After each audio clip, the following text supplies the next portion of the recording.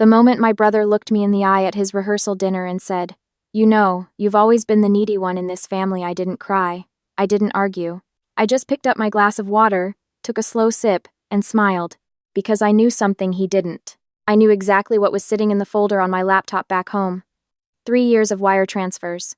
Automatic payments. Receipts. Bank records. Every single dollar I had quietly moved to keep his life from falling apart while he stood in front of his future in-laws and called me needy. I'm going to tell you everything. But I need you to understand how we got here first. My name is Maya. I'm 31 years old. I work in financial compliance for a mid-size firm in Columbus, Ohio. I'm good with numbers. I always have been. And for most of my adult life, I believed that being good with numbers meant I had a responsibility to use that skill for the people I loved. That belief cost me more than I want to admit. My brother Daniel is 4 years older than me. Growing up, he was the one everyone noticed. Charming, funny, the kind of person who walks into a room and immediately becomes the center of it. Our parents adored him in that particular way that parents sometimes adore a child who reminds them of who they wish they were. He was going to be something. Everyone said so. I was the quiet one, the one who got straight A's and nobody threw a party over it, the one who spent Friday nights doing homework while Daniel was out with friends. I didn't resent him for it then. I genuinely didn't. I just understood early on that we occupied different spaces in our family's imagination. Daniel married his college girlfriend, Rachel, when he was 26. She's not a bad person. I want to be clear about that, but she and Daniel together have a particular talent for living at the absolute edge of what they can afford, and then a little past it. 3 years before the rehearsal dinner story I just told you, that marriage was in serious trouble. Daniel called me on a Tuesday night in March. It was almost 11 o'clock. I was in bed reading. He never called that late. "I need to talk to you," he said.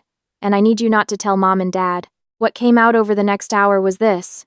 He and Rachel had taken out a second mortgage to start a business, a boutique fitness studio. The business had failed within 14 months. They owed money to contractors, to equipment vendors, to the bank. Their joint savings were gone. They were 3 months behind on their primary mortgage. Daniel had not told his wife's parents. He had not told our parents. He had told no one. He told me because, as he put it, "You're the only one who understands money." I lay there in the dark and I listened to my brother cry, and when he was done, I told him I would help him figure it out. I was 28 years old. I had spent 6 years after college living carefully. I drove a used car. I rented a 1-bedroom apartment. I packed my lunch every day. I had built up a savings account that I was quietly proud of, not enormous, but enough to mean something. Enough to represent a version of the future I was working toward. Over the next month, I went through everything with him. I built a spreadsheet. I contacted each creditor.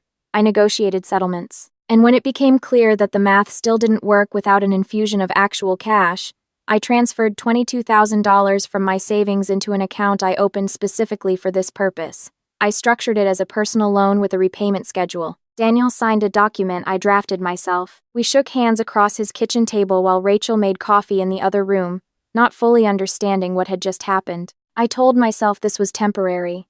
I told myself it was smart structured, documented, repayable.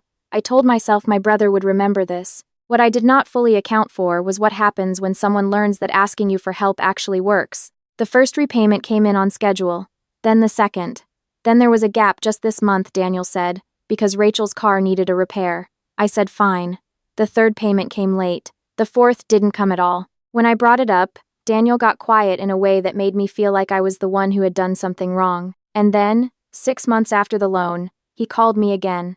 This time it was smaller, just a few thousand to cover a gap while he changed jobs. His new position started in 30 days. He just needed a bridge. He would pay it all back at once when his first paycheck cleared. I said yes. I don't know exactly when the pattern solidified. It didn't happen in one dramatic moment. It happened in the way water shapes stones slowly, consistently, without announcing itself. A car registration here, 3 months of their internet bill there because they'd canceled it, and Daniel said he needed it for work. A medical bill for Rachel's procedure that their insurance didn't fully cover. A deposit on a new apartment when they finally sold the house and needed somewhere to land. I paid all of it. Quietly. Automatically. I set up several of the bills on autopay from a secondary account I funded specifically to manage their expenses. That's an important detail. I'll come back to it. None of these payments were in my name. I structured them carefully. The way I structure anything having to do with money, because that's how my brain works. The internet bill was paid through their provider account. I just had access and funded it. The car insurance was technically on Daniel's policy. I simply made sure it never lapsed. He didn't know all the specifics of what I was covering. He knew I helped. He did not know the full picture. Over 3 years, I moved approximately $47,000 in various forms toward keeping my brother's life intact. At the same time, I watched something happen to the way Daniel and Rachel talked about me. It started small, little comments at family dinners. "Maya's so frugal," said with a tone that made frugal sound like a character flaw.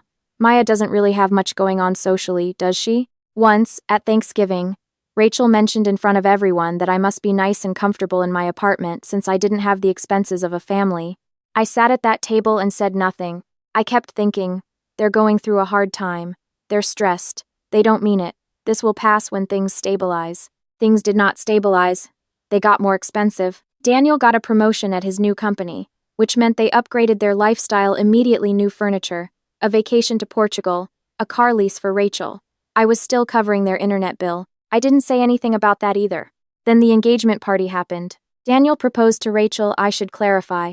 They had been married for years, but they renewed their vows as a big celebration for their 10-year anniversary. They rented a venue. They hired a caterer. They invited 80 people. And 2 weeks before the event, Daniel texted me and asked if I could help out a little with the cost because the venue had added unexpected fees. He sent me an invoice for $4,200. I paid it. I sat alone in my apartment, transferred the money, and then I went to the bathroom and stood at the sink for a long time looking at my own face. I had not been on a vacation in 3 years. I had postponed twice a dental procedure I needed because I kept telling myself next month. My savings account, the one I had spent 6 years building, had been reduced to a number that scared me when I looked at it directly. And I was writing a $4,000 check so my brother could rent a venue to celebrate his marriage. That night, I opened a spreadsheet, a real one. I went back through 3 years of transactions, and I documented everything. Every transfer, every autopay, every receipt. I formatted it clearly, the way I would format a report at work. Date, amount, purpose, running total. When I got to the bottom, I looked at the number for a long time. I didn't make any decisions that night. I just saved the file, closed my laptop, and went to bed. The rehearsal dinner was 6 weeks later. It was held at a restaurant. Daniel and Rachel had chosen a nice one, the kind with cloth napkins and a prix-fixe menu. Our parents were there. Rachel's parents were there. A collection of friends and family I had been part of for my entire life. I was seated next to one of Rachel's cousins who I'd never met. We had a pleasant conversation about Columbus versus Cleveland. I ate my salad. Everything was fine. Then Daniel stood up to make a toast. He thanked their parents. He thanked their friends. He talked about the years they'd been together, the hard times, the good ones, the ways they'd grown. It was genuinely moving for most of it. And then he looked directly at me and said, "And I have to say something about the people who weren't always there when we needed them." He laughed a little, like it was a joke, and then he said it. "You know, you've always been the needy one in this family, Maya." The table laughed. "Not everyone, but enough." I don't know exactly what he meant by it. Whether it was a misfired joke, whether something had been drinking, whether he genuinely believed it in some way I have never understood. What I know is how the table responded. And what I know is that I sat there while the people who loved him laughed, and my face stayed perfectly still, because I had already made a decision the week before. I drove home that night with my hands very steady on the wheel. I made a cup of tea. I sat at my kitchen table and I opened my laptop. And then I did something that took less than 2 hours but had been 3 years in the making. I removed myself from all of the accounts. The internet service they relied on for Daniel's remote work canceled. I'd been on a billing plan in my name that he didn't know about. It would terminate in 48 hours. The autopay I'd set up on their car insurance removed. The policy would lapse at the next billing cycle unless he took it over himself. The secondary account I'd been quietly funding that had covered 6 months of their streaming subscriptions, 2 recurring pharmacy deliveries, and their gym membership, I drained it and closed it. The loan repayment account I'd set up when this all started, the one that had received a total of 4 payments before going silent, I moved those funds back to myself and flagged the account for closure. I then drafted 2 documents. The first was a simple summary of every amount I had contributed over 3 years, formatted the same way I'd format anything for a client: clean, dated, sourced. The second was a short letter, not emotional, just factual, addressed to Daniel. I did not send either document that night. I set them aside and I went to sleep, the best sleep I'd had in months. Over the next 72 hours, I watched the texts roll in. First, it was Rachel, asking if I knew anything about the internet being down. I didn't respond. Then Daniel, asking if something was wrong with the billing account.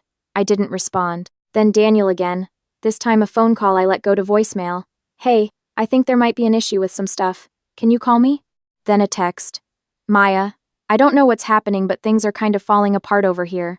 Please call me. On the third day, Daniel drove to my apartment. He knocked. I opened the door and let him in because he was my brother, and I was not trying to be cruel about any of this. I was trying to be clear. He sat down at my kitchen table and started talking. The internet had gone down. Then the car insurance app had sent a lapse warning. He'd pulled up the billing information and realized he didn't recognize the payment method, and when he traced it back, he started to understand that things he thought were just handled had actually been handled by me. He was frustrated, confused. His voice had that edge it gets when he doesn't understand something. What is this? He said.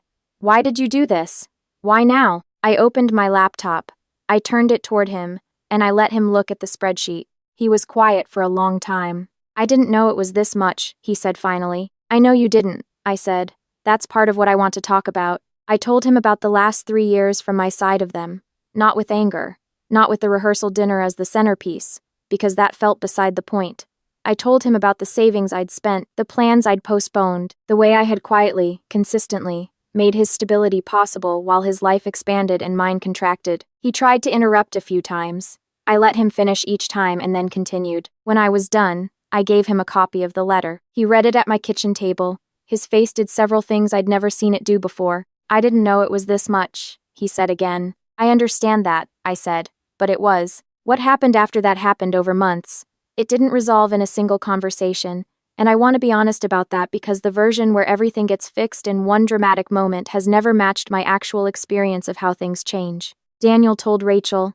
She called me, and the call was hard, and she cried, and I told her I didn't think she was a bad person, and I meant it. My parents found out eventually, the way things find their way out in families, and my mother called me and didn't quite know what to say, which was its own kind of acknowledgement. Daniel and I had several more conversations. Some of them were uncomfortable. He said he thought I was doing it because I wanted to, because it was my choice. I told him that my choosing something doesn't make it invisible. That receiving something gracefully means knowing it exists. The loan repayment, the original structured one, we worked out a real schedule, with real monthly amounts, and a real end date. He has not missed a payment since. The rest of it, the years of smaller amounts, the things that were harder to categorize, we agreed to call what they were, not a debt with a payment schedule, just an acknowledgement. He said the words out loud, which I needed more than I had realized. I used the money I moved back into my account to finally do the dental procedure. I booked a trip to visit a friend in Seattle, who I'd been saying I would visit for 2 years. I sat on her couch on a Saturday morning drinking coffee and watching it rain outside and felt something I hadn't felt in a long time. I still talked to Daniel. We had dinner last month. It wasn't easy or uncomplicated, but it was real, which is more than we had before. The thing I think about most, the thing I want to be careful to say clearly, is that the spreadsheet was never about punishing him. It was about making something real that had been invisible. About putting language and numbers around something that existed but had never been named. My brother called me needy in front of a room full of people who loved us both. He was so wrong, but he was wrong because he couldn't see, not because he knew and didn't care. The bank records didn't make him cruel, they just made him see. And sometimes that's the only thing left to do: stop carrying something in silence and simply let the numbers say what you couldn't.